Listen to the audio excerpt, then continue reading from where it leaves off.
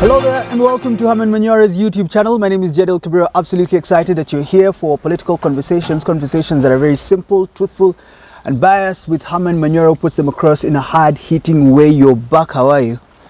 Better now. You are ill. People are asking why aren't we uploading shows? You are not there. But some people are saying, how was I sick and the shows were on? Some of the shows were repeated, but they didn't know there were archives. You're okay. Okay. It's a close shave, but I thank my God and I thank you people. You gave us a scare, you know that, eh? I know.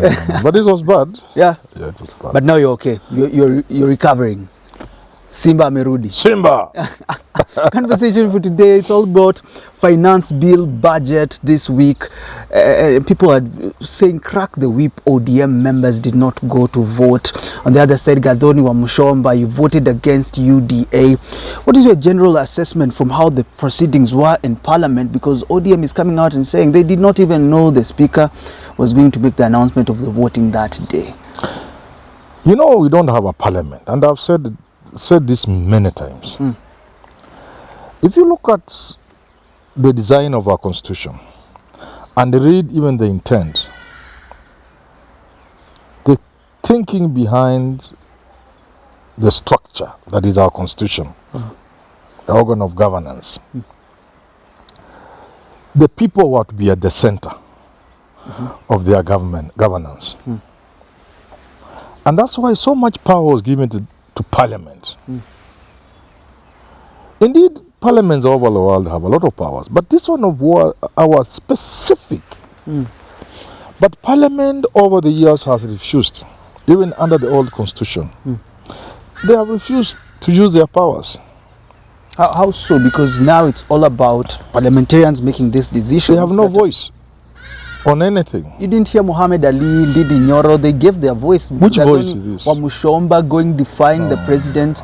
Don't you think this is the parliament that we ought to see, where members of parliament are making independent decisions, as we saw with Esther Passaris too?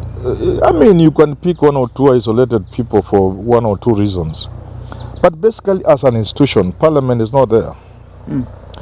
And I've said in the recent past, this particular parliament allowed itself to be turned into just a voting machine. The CDF alone, that one simple thing, money, about 100 million per year for a member of parliament, that alone made even the most intelligent in parliament, the most progressive, they just went down on their bellies.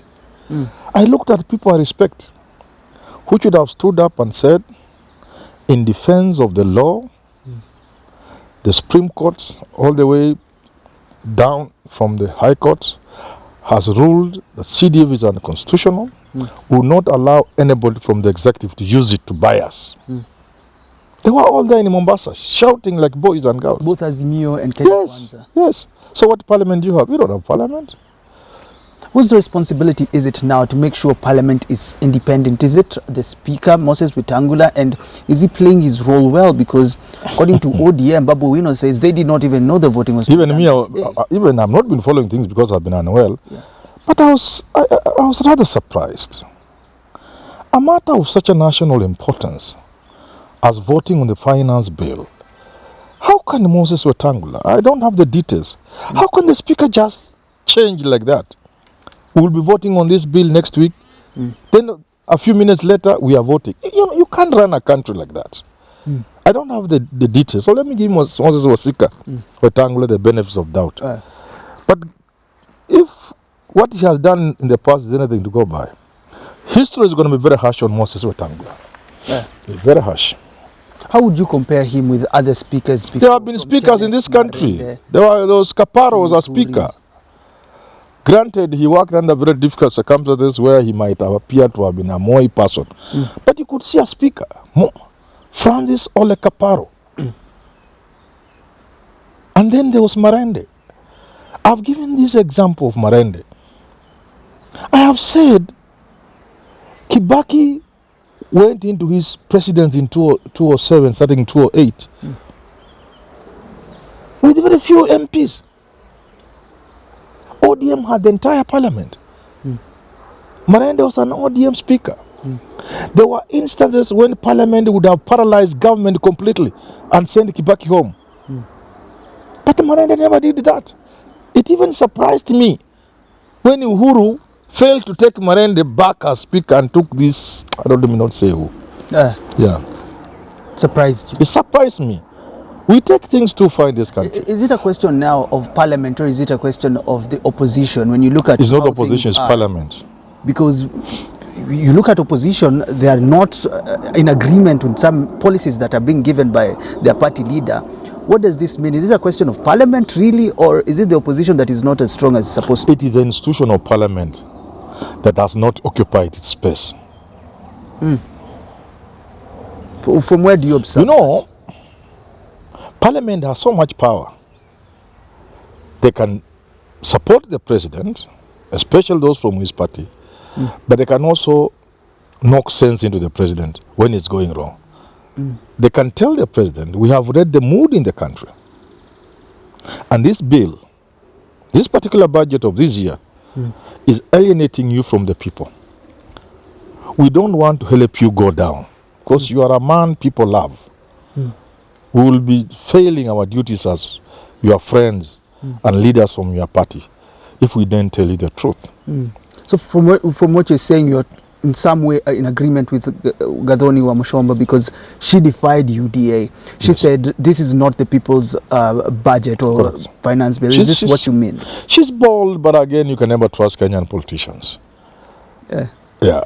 Somebody will be looking at the next election. But we need voices of that nature, because this budget is distancing the people from the president for no apparent reason. No apparent reason.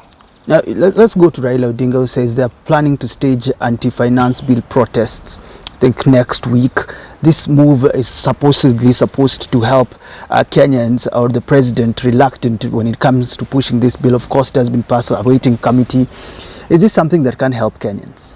Of course, you know, we live in a part of the world where people can only do things when they are pushed. Even obvious things which government can see, they don't want to do.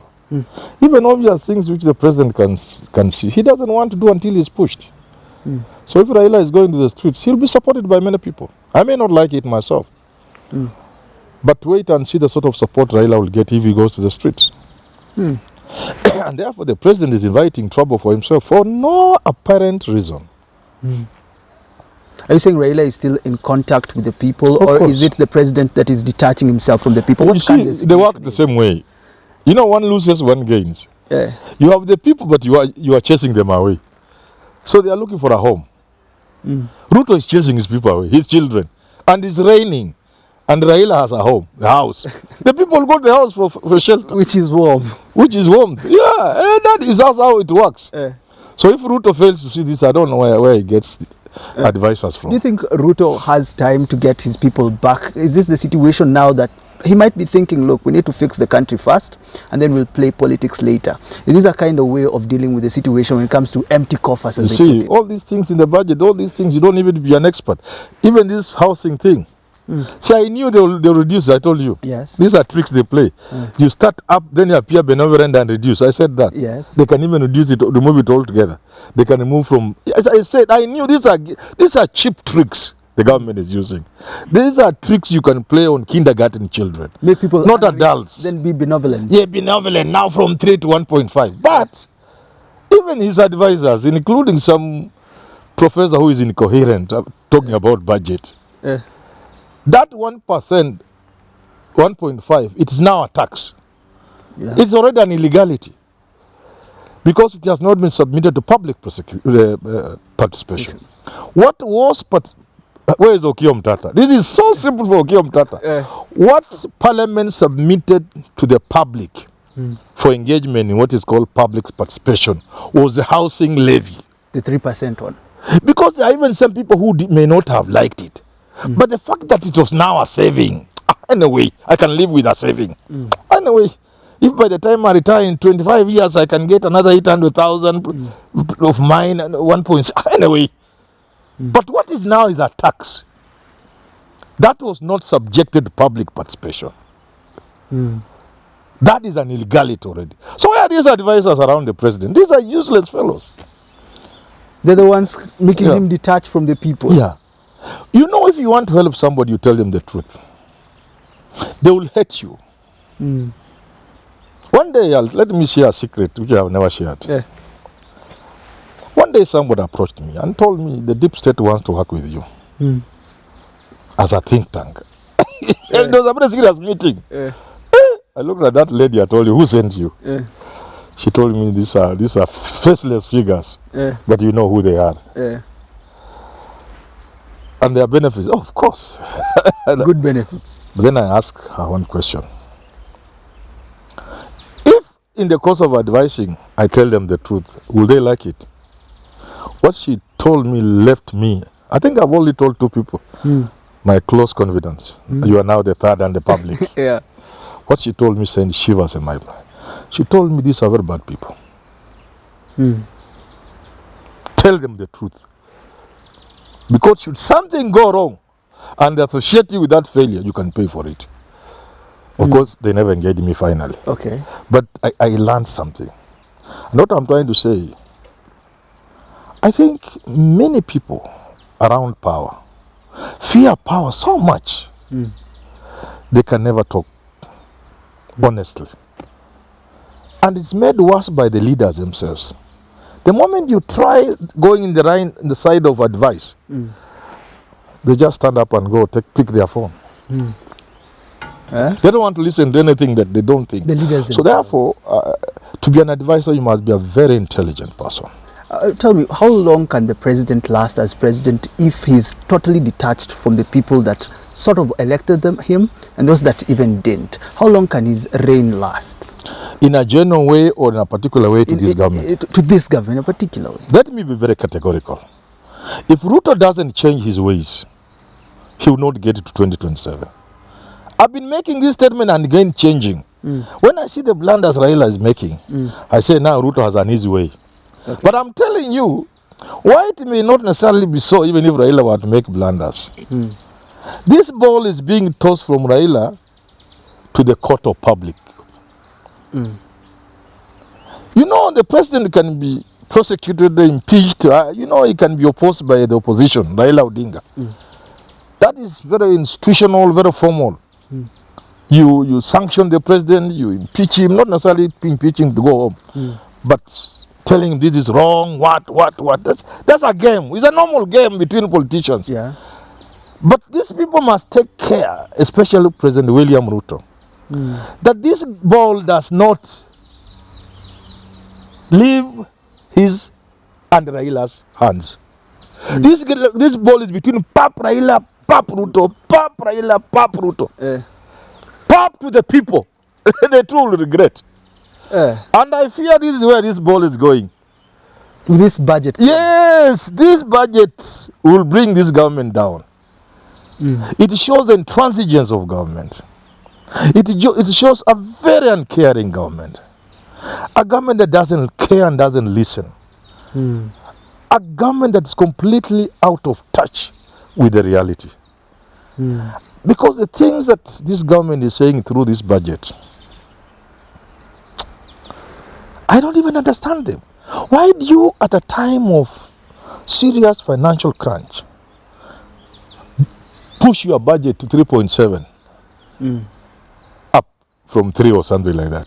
Si tafadhali ingebaki mali ilikuwa tupambane hapo. Ideally, if you ask me, there are 2 things this government will need to do. One is to reduce the budget by about a billion shillings, a trillion shillings. 2. Towards that end, you'll do the second thing, which is manage the debt servicing. Contrary to what they think, they should sit down with their lenders and renegotiate repayment. If their lenders push them to tax Kenyans so that they get paid, both the lenders and the government will lose. All right. They need to just sit down and negotiate.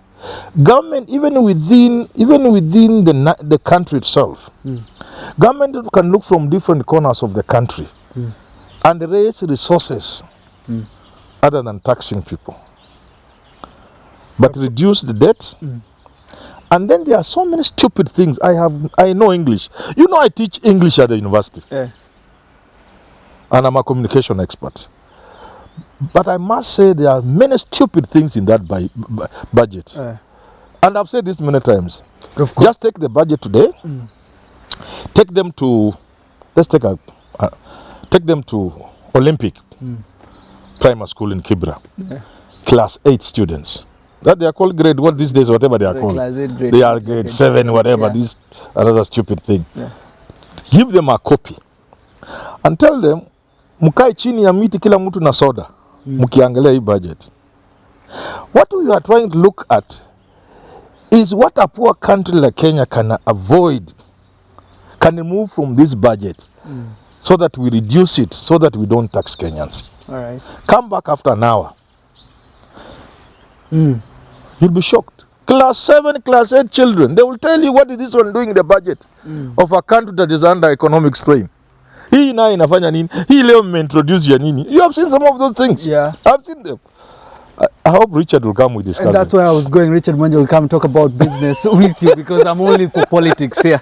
Till do talk again, thank you so much for tuning in. My name is Jal Kabir with Herman Manyora, who's recuperating, becoming well. His voice is a little bit low, but he'll be all right. Until we do talk again, have yourself a lovely rest of your day.